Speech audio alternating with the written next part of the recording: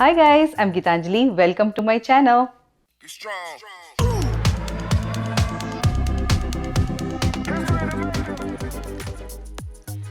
குழந்தைங்களுக்கு பாஸ்தானாலே ரொம்ப பிடிக்கும். என் குழந்தைங்களுக்கும் பாஸ்தானா அவ்வளோ பிடிக்கும். எப்போ கொடுத்தாலும் நோஸ் இல்லாமல் சாப்பிடுவாங்க. எனக்கும் ரொம்ப பிடிக்கும், ஏன்னா ஈஸியாக சமைச்சிடலாம். இன்றைக்கி நம்ம அந்த பாஸ்தாவை க்ரீமியாக ஷ்ரிம்ப் போட்டு எப்படி பண்ண போகிறோம் அதுதான் பார்க்க போகிறோம். Now let's cook. First tomato sauce prepare பண்ணிக்கலாம். நான் 4 தக்காளி எடுத்திருக்கேன். இந்த மாதிரி வெட்டிக்கலாம்.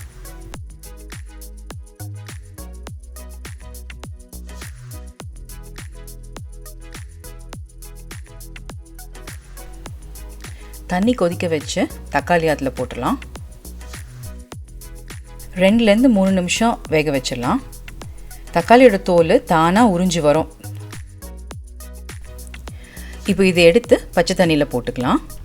இப்படி பண்ணால் மேற்கொண்டு தக்காளி வேகாமல் இருக்கும்.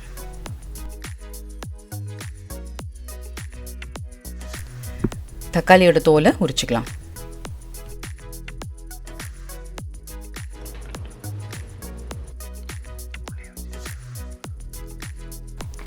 இதை மிக்சியில் போட்டு அரைச்சிக்கலாம்.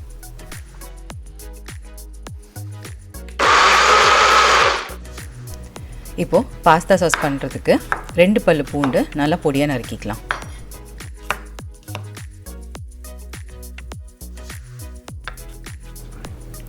பாதி வெங்காயம் அதுவும் பொடியாக நறுக்கிக்கலாம்.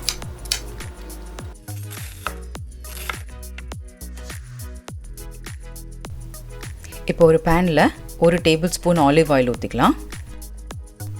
அதோட வெட்டி வச்ச பூண்டு சேர்த்துக்கலாம். அடுத்தது வெட்டி வச்ச வெங்காயம் சேர்த்துக்கலாம். வெங்காயம் வெந்துருச்சு. இப்போ அரைச்ச தக்காளி சேர்த்துக்கலாம்.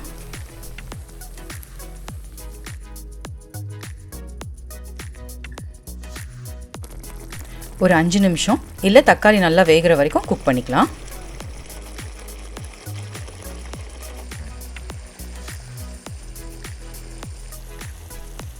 இதோட 1/2 டீஸ்பூன் உப்பு, 1/2 டீஸ்பூன் சர்க்கரை, 1 டீஸ்பூன் இட்டாலியன் சீசனிங், 1 டீஸ்பூன் துருவின பார்மிஜான் சீஸ், அப்புறம் 1/2 டீஸ்பூன் சில்லி ஃப்ளேக்ஸ் எல்லாம் போட்டு கலந்து விட்டுடலாம்.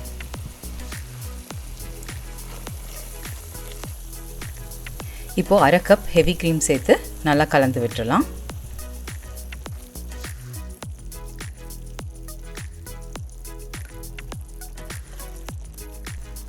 இது 2லேருந்து 3 நிமிஷம் வரைக்கும் வேகட்டும். நம்ம பாஸ்தா சாஸ் ரெடி ஆயிடுச்சு. இது ஒரு பாத்திரத்தில் எடுத்து வச்சுக்கலாம். இப்போது பாஸ்தாவை வேக வச்சுக்கலாம். அதுக்கு 1 டீஸ்பூன் உப்பு, 1 டீஸ்பூன் எண்ணெய், அது ஒரு 5 கப் தண்ணியில் சேர்த்து கொதிக்க விட்டுறலாம். தண்ணி நல்லா கொதிக்குது. இப்போது 200 கிராம் பாஸ்தாவை சேர்த்துடலாம். நான் பென்னே பாஸ்தா யூஸ் பண்ணியிருக்கேன். நீங்கள் என்ன டைப் பாஸ்தா வேணுனாலும் யூஸ் பண்ணிக்கலாம். இது ஒரு 11லேருந்து 12 நிமிஷம் வேக வச்சுக்கலாம். இதுக்கும் நீங்கள் பாஸ்தா பேக்கெட்டில் வேக வைக்கிற இன்ஸ்ட்ரக்ஷன்ஸ் செக் பண்ணிக்கோங்க. பாஸ்தா வெந்துருச்சு. தண்ணி வடிச்சிட்டு சூடாடுறதுக்கு பச்சை தண்ணி ஊற்றிடலாம்.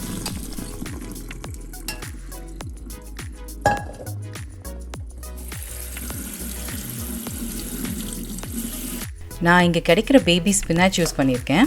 இது நம்ம ஊரில் பசலைக்கீரைன்னு சொல்கிறாங்க. 2 சின்ன பீஸ் ப்ராக்கலி பொடியாக நறுக்கிக்கலாம்.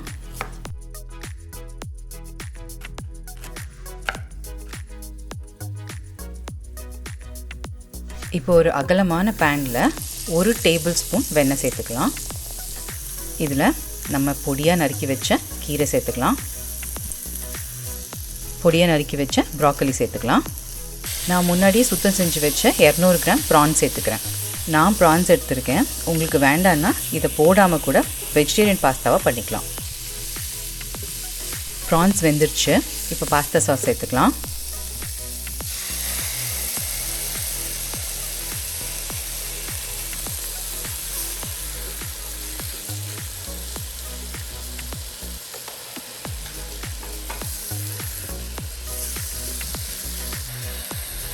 ரெண்டு டேபிள் ஸ்பூன் பால் சேர்த்துக்கலாம்.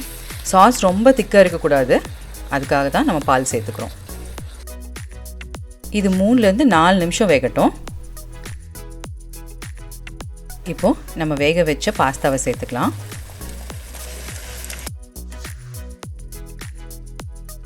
அரை டீஸ்பூன் உப்பு போட்டுக்கலாம்.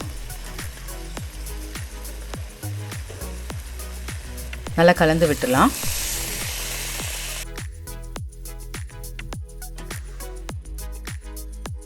இதோட அரை கப் சீஸ் சேர்த்துக்கலாம்.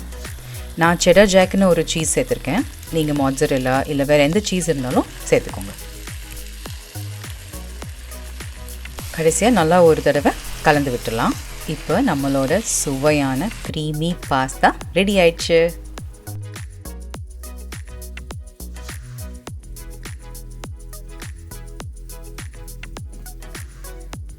நம்ம பாஸ்தா ரெடி ஆயிடுச்சு.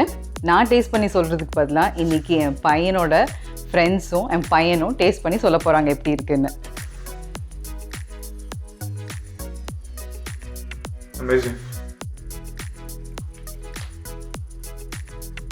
Really good.